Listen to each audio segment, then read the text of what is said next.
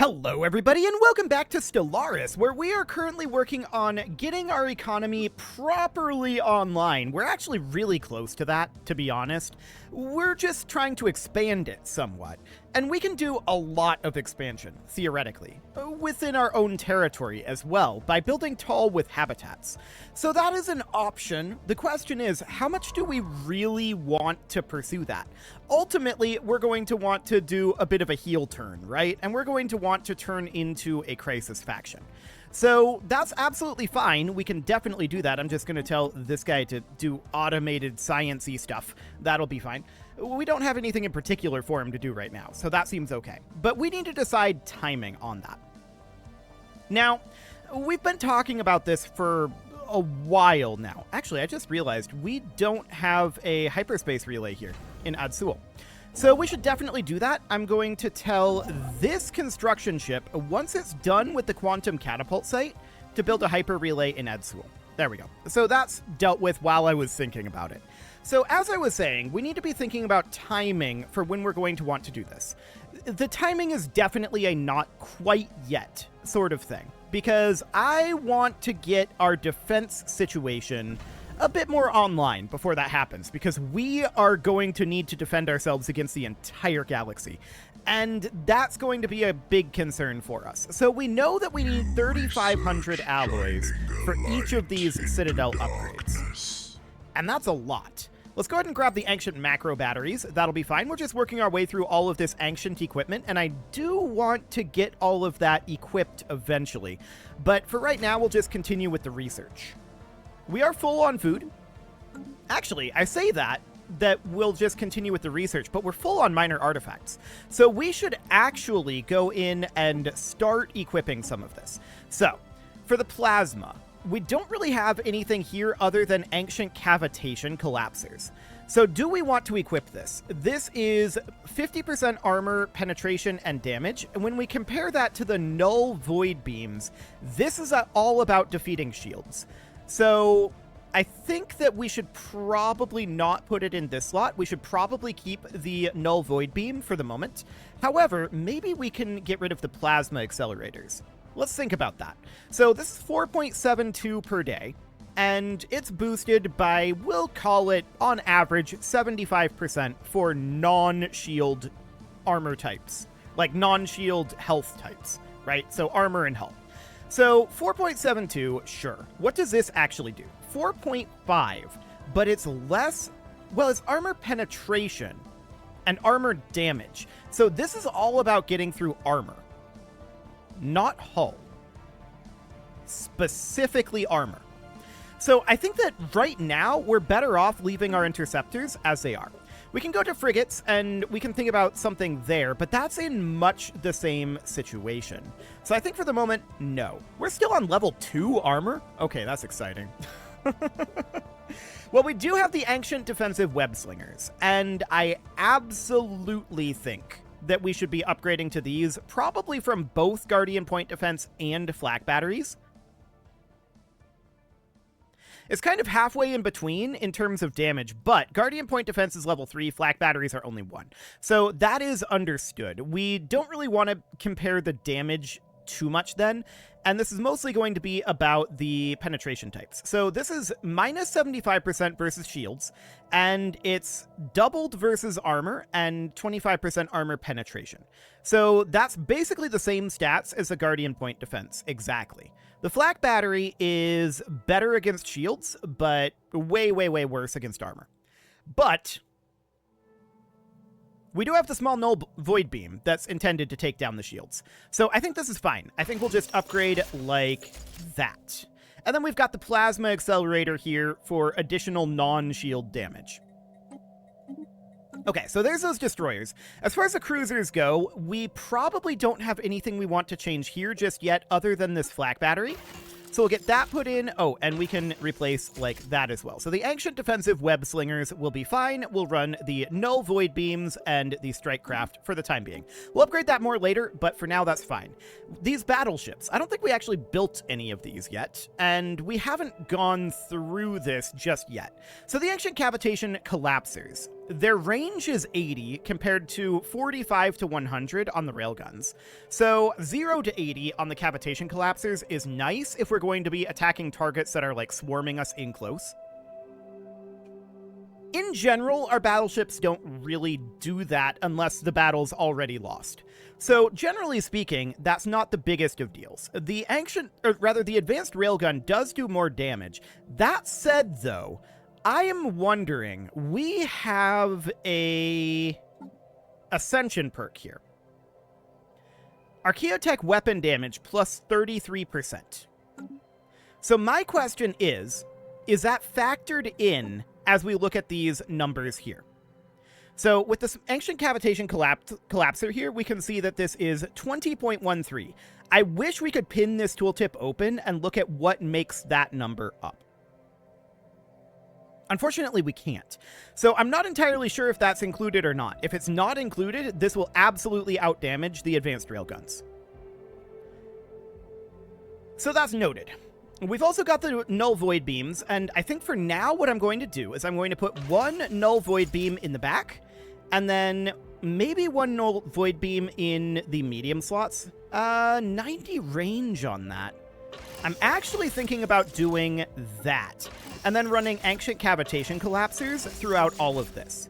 Now, we do have Ancient Pulse Armor and Ancient Suspension Fields, so we can certainly think about upgrading to those as well as we go through this. And I want to do so, but first I want to look at this defensive platform. So we've got the light station section and the medium station section. So I'm thinking right now, null void beams and Ancient Cavitation Collapsers would probably be the way to go, although maybe even, like, we'd put 2 null void beams here, 2 Ancient Cavitation Collapsers, and then the plasma would be for the mediums. Kind of like that. Okay, that could work, and then let's get rid of all of this for right now. And the Ancient Suspension Field, you'll notice, gives shield hardening. And it also gives shield hit points. So then the Ancient Pulse Armor, you'll notice, gives armor and a shield. This does not give armor. So we're going to be a little bit shield heavy on this. Okay, that's noted. So Ancient Suspension Fields and Ancient Pulse Armors. And you can see here, yeah, slightly shield heavy, but that's okay. And then we would go for like a shield hardener, maybe in both of these slots. So each of these is giving us 15% shield hardening already. If we do this, we're short on power. So obviously we need an advanced reactor booster out over here, but that's a lot of shield hardening right there. So our shield hardening, this is, what, 60% shield hardening, which is kind of insane. Can we see where the shield hardening over here goes? No, actually, that's kind of surprising. But let's just do that for now. With our current tech, we're going to be a little shield heavy, I think. So let's go through here as well. And I'm assuming this is all fully upgraded. Yeah. So that's okay, and we're going to put in Ancient Suspension Fields here, then we're going to put in Advanced Shields, or not Advanced Shields, Ancient Pulse Armor here, like that. We have 214 power, so we can put in a Shield Hardener, and then like a Shield Capacitor. I mean, that's a lot. But we are a bit shield heavy, and we need to keep that in mind going forward. And that's just where our tech is right now. So I'll go ahead and save that for now, and we'll call that good. As far as our cruisers go, I want to do basically the same thing. So it's going to be something like this. Our power is actually good to run double shield capacitors, but I'm going to run a shield hardener and a shield capacitor, about like that. Once again, a little shield heavy. Maybe that's not the worst idea in the world, but I usually like to design these to be quite balanced. So let's get these in here. Let's get this in here. Do we require this advanced reactor booster? No. We can put in a shield hardener, and so we shall. Cool. Next up would be our frigates, and we're just going to have this. Actually, I'm thinking about, for these small guys, just Ancient Pulse Armor. That will give us some amount of shields, but it's still primarily armor, and I believe the Ancient Pulse Armor is less energy requirement. Let's see here. Power usage of 25 versus 45. Yes. And then we've got the auxiliary fire control here. Now, this is supposed to be sitting back and doing long-range attacks. So honestly, that's probably fine. We don't need any, like, evasion boosting or anything like that. So this will be absolutely okay. We can run this on artillery or torpedo. This will charge straight at enemies in strafing runs. But this, it'll stay at medium range, firing its long-range weapons at the target, and it'll just sit back and fire. So do we want to charge straight at ships in strafing runs? Maybe. Oh, we can try it. If it's a problem, we can then have them hang back. We'll see how their survivability is. I don't know that it's going to be great. So as far as the corvettes go, they are on picket tactics for the moment. And again, I want them to be on ancient pulse armor for all of this. So something along the lines of that.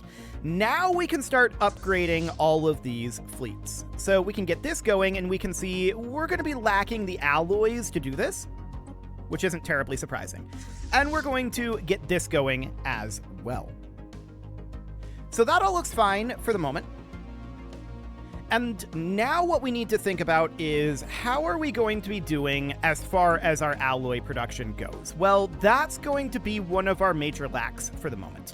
We've got this single forge world, and we should probably consider putting in these alloy mega forges. We'll get going on that for now. But we're going to be very short on alloys. To that end, I'm going to buy in 2,500, and it's just instantly gone, pumped into our ship upgrades. We know we needed 5,000 for this upgrade. This one's going to need like 8,000, and that's understood. We're also, of course, spending down our minor artifacts, and that's extremely important right now. So that looks good. We'll get that spent down, and that seems great. So our alloys are going to be currently, for the time being, not going into our stations. And that's not necessarily ideal. Not necessarily ideal. We are going to want to probably get another city district going in here eventually as well, but for now, that'll be fine. We are full on minerals. Let's sell off some of those. And habitation modules are now available. Flak cannons, we don't actually need these. So what else do we have? Afterburners. Yes, we'll go for that. That will be very useful for our corvettes in particular. So we would, instead of running this auxiliary fire control, we'd just swap that over to being afterburners. And we might be better off having that on our frigates as well if they're going to be doing strafing runs. Everything else, we're not going to want to change, most likely. So that seems fine for the moment, and we'll just work on getting these fleets slowly and steadily upgraded. Research completed. Okay, so we have a new tradition available. We can grab an unyielding one, defense armies producing unity, or star bases and defense platforms having their hull points and damage increased by 33%. That's really strong. I'm going to take that now, and it will be very useful later on. Okay, containment system improvement. I don't care about that. Plasma cannons, though, that I kind of do care about. We'll get that going, and ancient macro batteries will probably end up replacing our cavitation collapsers. We'll check in on that once we have that. Ah, the Omnian continuance, huh? What are they trying to do? They want to inoculate us for some to ensure our species' viability for the Custodian project. How strong is the Omnian continuance? Can we actually stop them? Probably not. They're a fallen empire, and we're not that strong militarily right now.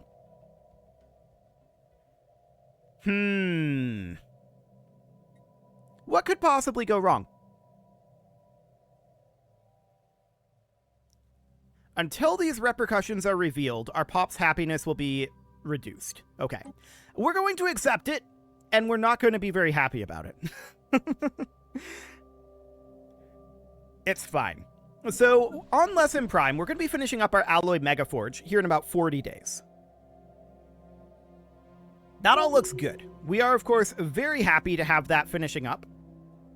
That will be delightful, because that will mean more metallurgist jobs, and that's absolutely what we want at this moment. So that will be wonderful, and we are negative on our consumer goods and on our energy credits right now. That's understood. Afterburners is now done. So to that end, let's go ahead and grab, I guess, Thermoforger upgrades is fine. Or antimatter missiles. We'll take that for the moment. And now what I'm going to do is I'm going to stop our current upgrades. So they're going to halt, and we'll get back the alloys that we hadn't fully spent yet. Because we need to go in here, and we need to put in afterburners here. Because you can see evasion 65.8 and evasion 69.1. Am I contractually required to say nice about that? Probably. Much to everyone's chagrin. And then we can check in on our frigates. Only 25.2% here, but this is going to be a significant increase up to 26.4. Really? Okay. That's not an additive 5% then. It's a multiplicative. Gotcha. Well, that's maybe not ideal then, but it's still a little bit of additional evasion. We'll see if that ends up being that useful. So for now, that seems relatively fine. Okay, so we'll go ahead and tick forward, and we'll get these guys upgrading again. So we can see that at this moment, this is going to take about 7 months worth of alloy gathering. And then this is going to take, on top of that, 5 months? That's not so bad, actually. That's not nearly as bad as I thought it was going to be. Okay, so on Shandana's Sapphire, we're currently building hydroponics farms. Not like this is really that big of a deal, but this is going to give us the ability to further expand our civilian industries here, our consumer goods production. So that's going to allow us to build an additional district, which is a very big deal. And we can also upgrade our civilian replicon complexes here, which I am interested in doing. So each of these is going to cost rare crystals, and that's understood. Our rare crystals are currently at -4. And what are we out of to make this? Is this a problem with our rare crystals? Yes, it is. Okay, so we need to buy in a few rare crystals here, and we'll get these going. We'll build the city district. The city district will go in first. Okay, so something about like that should put us in a much better position as far as our production goes. So that seems good. We'll let that continue for the time being. Of course, Eligas Prime is an additional production world here, and this world can expand a lot. We'll get there. But we are not there yet.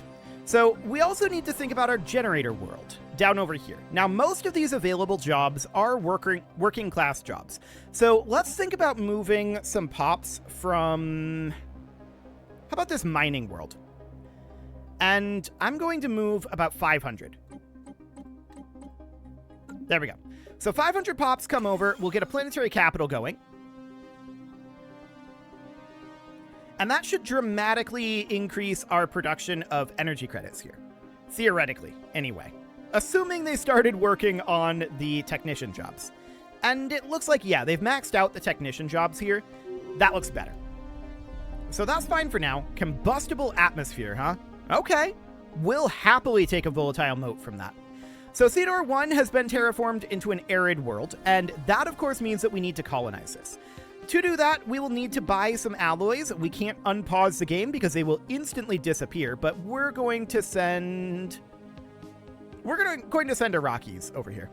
Which Iraqi? Well, I don't know that it actually matters. We'll go with these guys. Okay, so Cedar Secundus is going in. Perfect. Of course, we're going to need to build an orbital ring around that.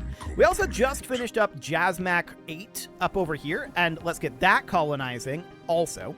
So we're going to need to buy in more alloys over here, and we'll get that going with these same Iraqis. There we go. So Jasmac Prime is underway. Our fleet is prepared to bring the heat. This fleet is done upgrading. Research This one is not. completed. So that's noted. The spark. Ancient is macro now batteries. aflame. Okay, so next up, we could go for like ancient nano missile cloud launchers. That would definitely be an interesting thing to go for here. Let's do it. We're not going to use these, to be clear, but that's definitely an interesting thing to go after. Actually, we might put those into our frigates. It's an interesting question. Certainly, maybe. Because if we look at our current ship design of our frigates, we could swap this over right now to being fusion missiles, and that gives 100% shield penetration.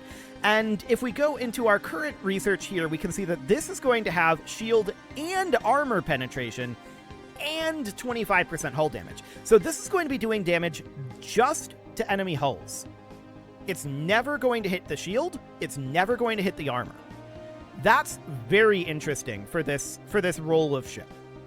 And we can see the space torpedoes, they have 100% shield penetration. They do bonus damage to armor, but they do not bypass the armor. So that's noted.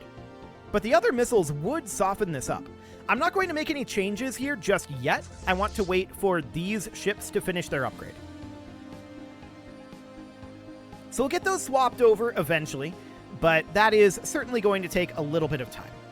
I'm waiting on these construction ships to finish up. So once we're done here, I want you to go over to Seedor, and then I want you to go up to Jazmac once you're done with your Habitat Central complex.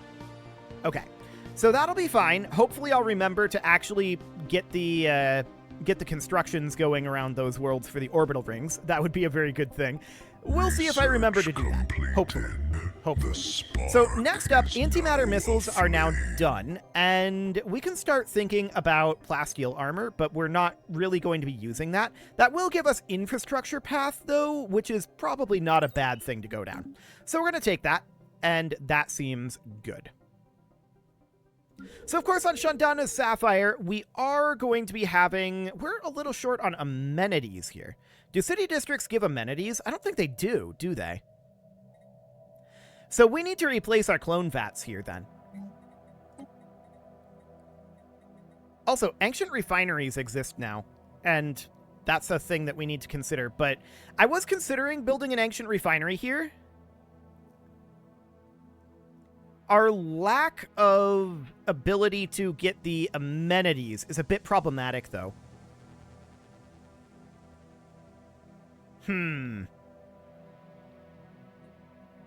That is definitely a bit problematic. So we would need to get some amenities going, and we're very, very short on building slots for them.